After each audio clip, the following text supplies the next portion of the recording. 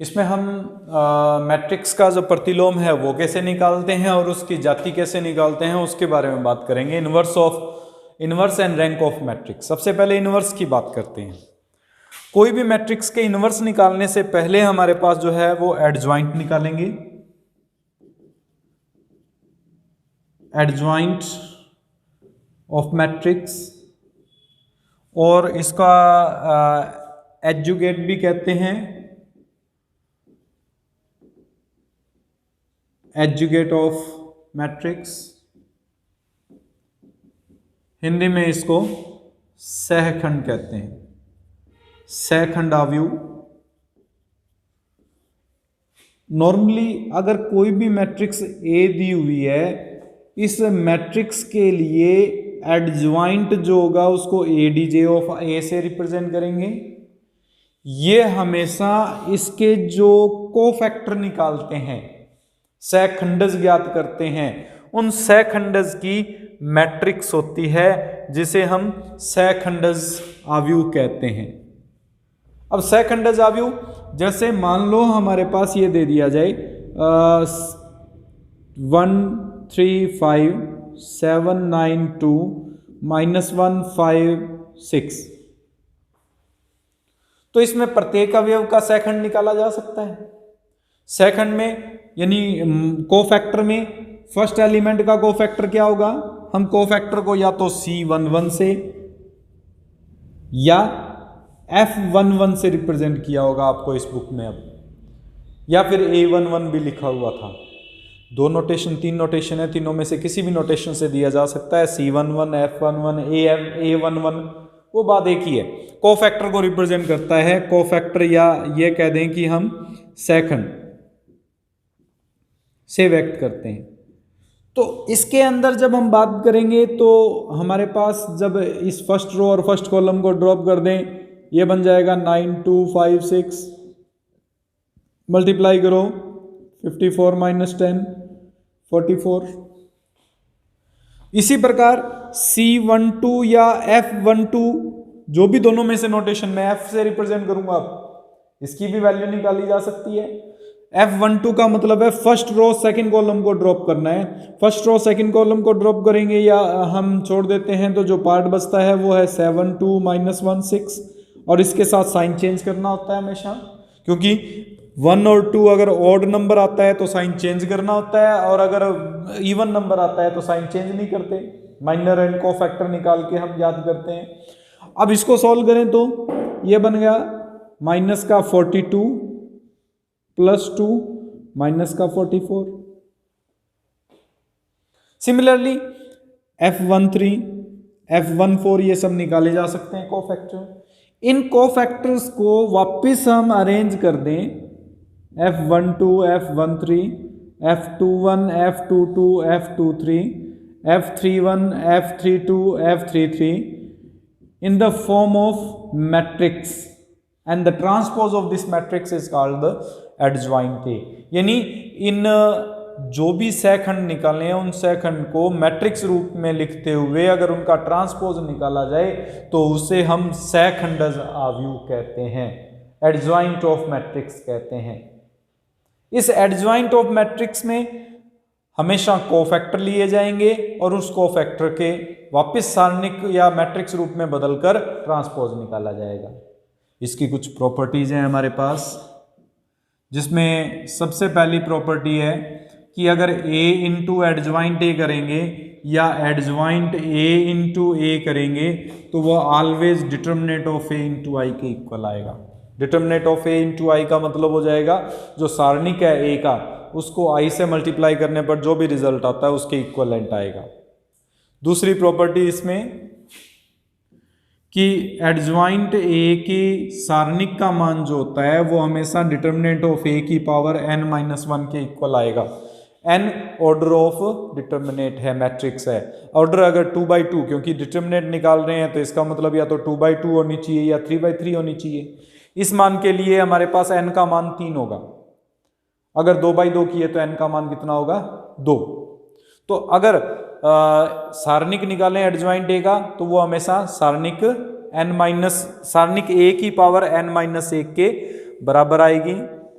उसके बाद में हमारे पास तीसरा गुणधर्म आता है इसमें कि अगर adjoint of A into B निकालते हैं, adjoint of A into B, वो हमेशा adjoint of B into adjoint of A के इक्वल आएगा। यानी एडजॉइंट बी का निकाल के और फिर ए का निकाल के मल्टीप्लाई करें तो उसके रिजल्ट के इक्वल बनेगा।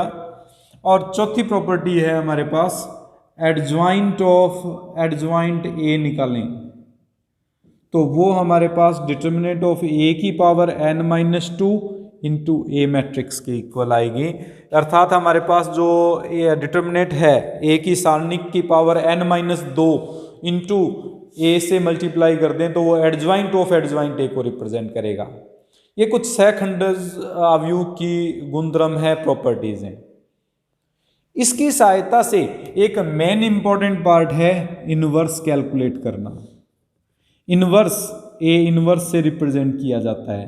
ये कैलकुलेट करने के लिए पहले एडजॉइंट ए में अगर डिटर्मिनेंट ऑफ ए का डिवाइड कर दिया जाए तो ए इनवर्स आएगा। इसमें एक कंडीशन होती है कि determinant of A can not be equal to 0। अगर ये 0 के इक्वल है तो वो इन्वर्टिबल मैट्रिक्स नहीं है। हमें मैट्रिक्स इन्वर्टिबल है या नहीं है उसकी जांच करने के लिए डिटर्मिनेंट ऑफ ए की वैल्यू निकालते हैं, सारणिक ए का मान ज्ञात करते हैं। सारणिक ए विस्तार करके आपको सारणिक का मान निकालना आता है। अब अगर वो 0 के बराबर आ जाए तो उसे अव्युत्क्रमणीय मैट्रिक्स कहते हैं या नॉन सिंगुलर मैट्रिक्स कहते हैं। और इस नॉन सिंगुलर मैट्रिक्स के लिए हम इनवर्स कैलकुलेट नहीं कर सकते। और अगर सिंगुलर मैट्रिक्स है तो उस केस में सिंगुलर मैट्रिक्स कहते हैं अव्युत्क्रमणीय को, ये नॉन सिंगुलर होता है। नॉन सिंगुलर का मतलब डिटर्मिनेंट ऑफ ए की वैल्यू नॉट इक्वल्स टू 0। उस केस में ए इनवर्स निकालने के लिए एडजॉइंट ए अपॉन सारणिक ए का उपयोग करते हैं। इस ए इनवर्स की भी कुछ प्रॉपर्टीज होती हैं हमारे पास, जिसमें वेरी फर्स्ट प्रॉपर्टी हमारे पास कि ए इनवर्स को ए से मल्टीप्लाई करें या ए को ए इनवर्स से मल्टीप्लाई करें, ऑलवेज क्या बनेगा, आइडेंटिटी मैट्रिक्स बनेगी। सेकंड प्रॉपर्टी, अगर ए बी का इनवर्स निकालते हैं तो वो B inverse into A inverse के इक्वल आएगा। थर्ड है हमारे पास इनवर्स का इनवर्स निकालें तो वो हमेशा ए के इक्वलेंट होता है। और फोर्थ प्रॉपर्टी है ए ट्रांसपोज का इनवर्स ऑलवेज ए इनवर्स के ट्रांसपोज के इक्वल होता है। इन दोनों में ये 4 प्रॉपर्टीज हैं मेन रूप से, बाकी और भी प्रॉपर्टीज हैं इसकी, बट ये मेन 4 प्रॉपर्टीज हैं जिनका यूज इनवर्स के अंदर हम करते हैं। इसको कैलकुलेट करने के लिए एक और मेथड भी है, ये तो है मैट्रिक्स मेथड जिससे सॉल्व कर रहे हैं। एक और इनवर्स निकालने का मेथड है जिसे एलिमेंट्री ट्रांसफॉर्मेशन मेथड कहते हैं, प्रारंभिक रूपांतरण विधि। प्रारंभिक रूपांतरण किसी पंक्ति में किसी अन्य पंक्ति की सहायता से परिवर्तन करते हुए इनवर्स निकालना, किसी रो में अनदर रो का यूज करते हुए इनवर्स कैलकुलेट करना, वो हमारे पास इनवर्स ऑफ मैट्रिक्स निकालने का मेथड रहेगा। एलिमेंट्री ट्रांसफॉर्मेशन कहते हैं। उस पर बेस्ड एक्सरसाइज में अगर कोई क्वेश्चन आएगा तो उसी वक्त मैं उसको समझा दूंगा। अभी के लिए हमारे पास ये इनवर्स ऑफ मैट्रिक्स निकालने का ये मेथड इंपॉर्टेंट था। लंबिक मैट्रिक्स, ऑर्थोगोनल मैट्रिक्स की बात करते हैं। एक डेफिनेशन हम पहले ही कर चुके हैं, एक डेफिनेशन और करने जा रहे हैं इसकी। लंबिक मैट्रिक्स, इसके अंदर हमारे पास कि अगर हमने ये पढ़ा हुआ है कि ए को ए ट्रांसपोज से मल्टीप्लाई करने पर आई के इक्वल आ जाए। अगर दोनों तरफ ए इनवर्स से मल्टीप्लाई कर दिया जाए तो A into A transpose is equal to A inverse into I बन जाएगा। ए इंटू ए इनवर्स जो है वो, क्योंकि एसोसिएटिव प्रॉपर्टी अप्लाई होती है मल्टीप्लिकेशन में, आई बना देगा और ये ए इनवर्स में कन्वर्ट हो जाएगा। इसका मतलब अगर ए ट्रांसपोज इक्वल्स टू हो ए इनवर्स के तो उसे लंबिक मैट्रिक्स या ऑर्थोगोनल मैट्रिक्स कहते हैं। अनदर डेफिनेशन बन गई कि कोई भी मैट्रिक्स है वो ऑर्थोगोनल मैट्रिक्स होगी if the transpose is equal to inverse of matrix. अगर इनवर्स ऑफ मैट्रिक्स उसके ट्रांसपोज के इक्वल आए तो उसे हम ऑर्थोगोनल मैट्रिक्स कहेंगे। उसके बाद में आता है हमारे पास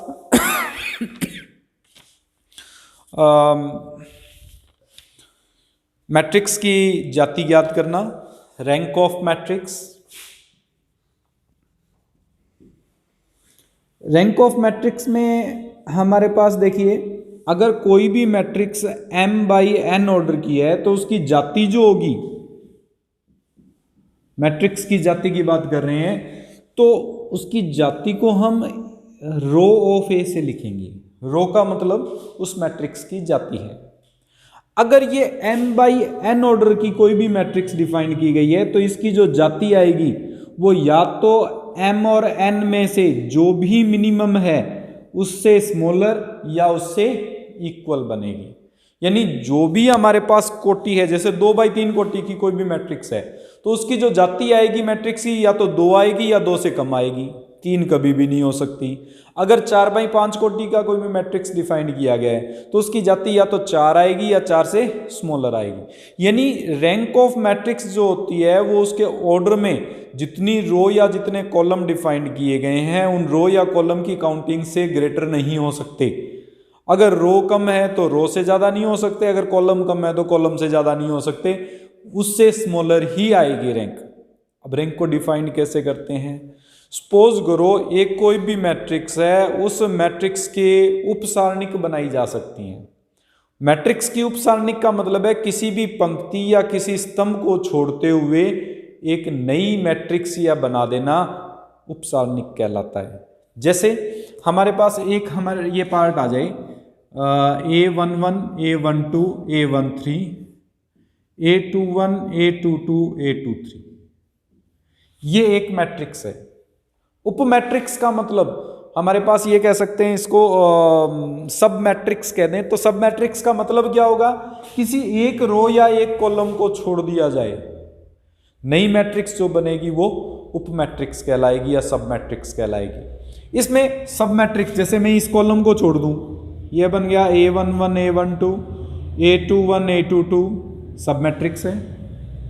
फर्स्ट कॉलम को छोड़ दें, ये बन जाएगा A12 A13 A22 A23, एक सब मैट्रिक्स है।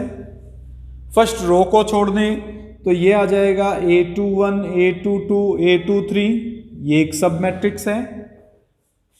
ये हम सब मैट्रिक्स को डिफाइन करते हैं। कुछ इसी प्रकार से हमारे पास माइनर होता है, माइनर ऑफ मैट्रिक्स या उपसारणिक।